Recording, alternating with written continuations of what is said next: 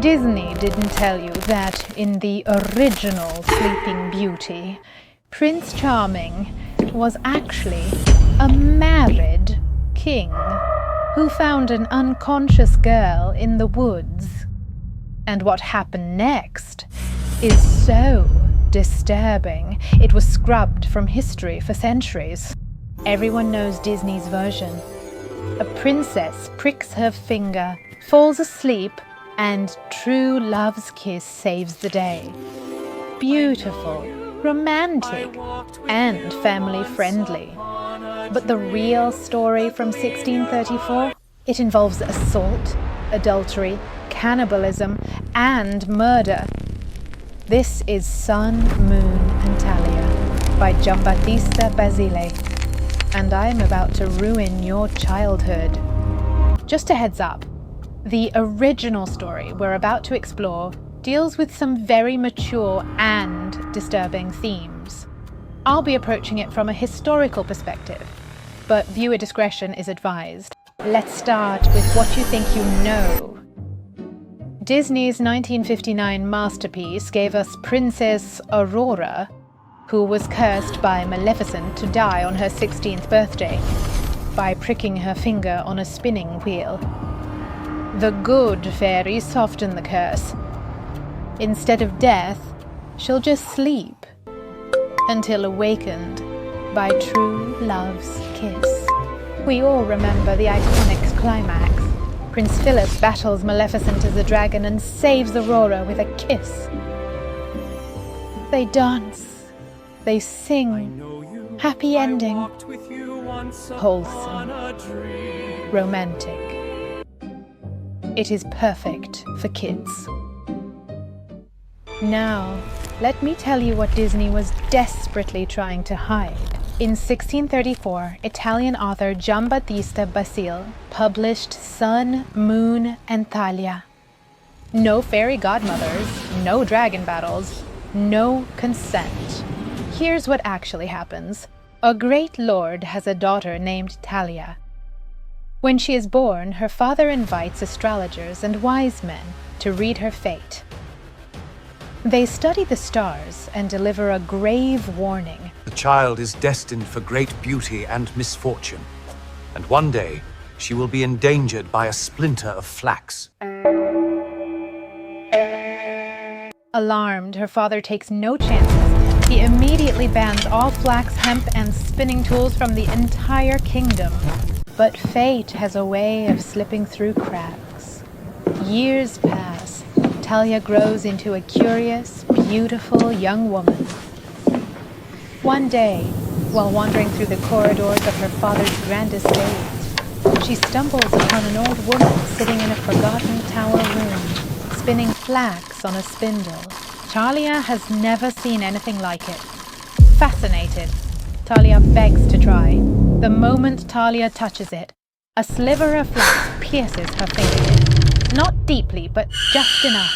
Almost instantly, Talia collapses to the ground. Her eyes close. Her body stills. To all who see her, it looks like she has died. But she hasn't. The splinter, lodged under her fingernail, sends her into a deep, magical coma. Her father, grief-stricken, can't bear to bury her. Instead, he places her body in one of his country estates and abandons the castle forever. Time passes.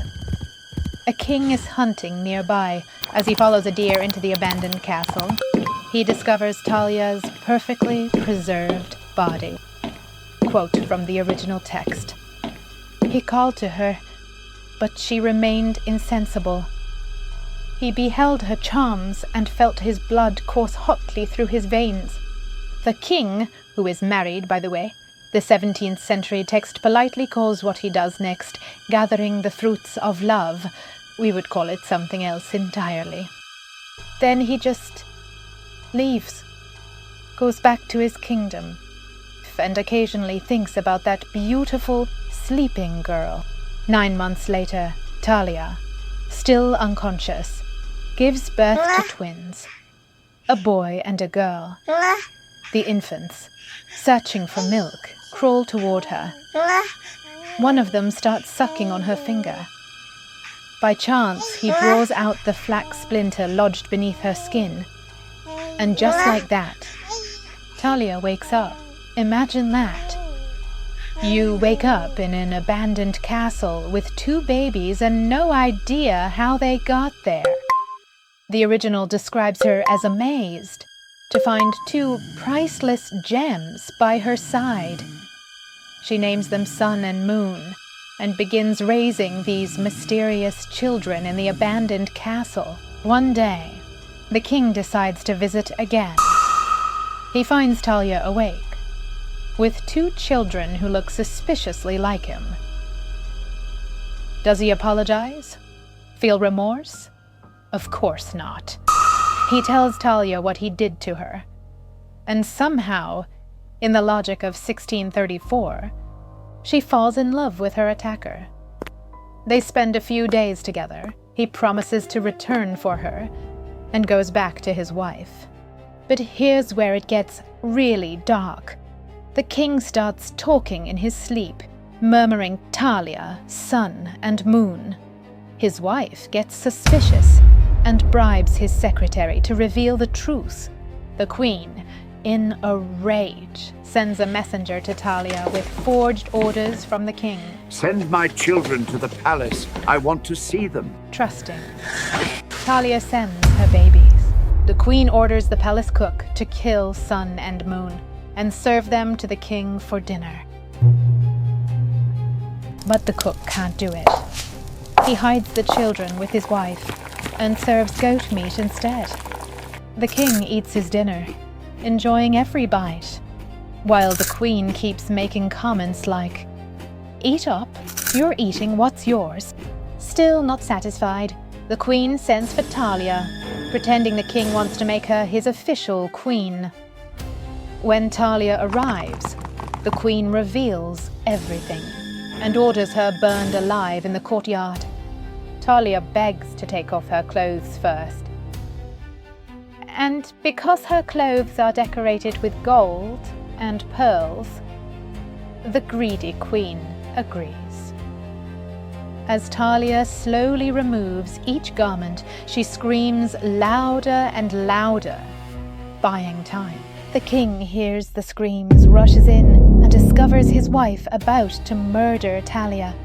In his fury, he orders his wife burned instead, in the same fire she prepared. He's about to burn the cook too, when the man reveals he saved the children.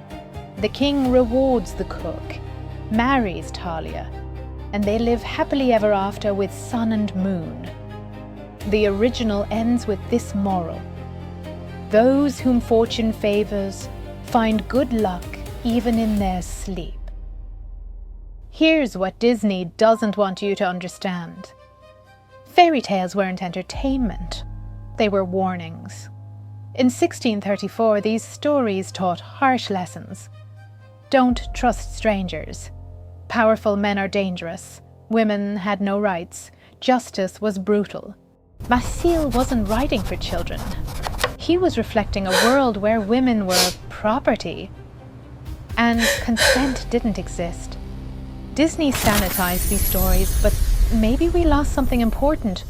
The reminder that the world can be genuinely dangerous, and happy endings aren't guaranteed.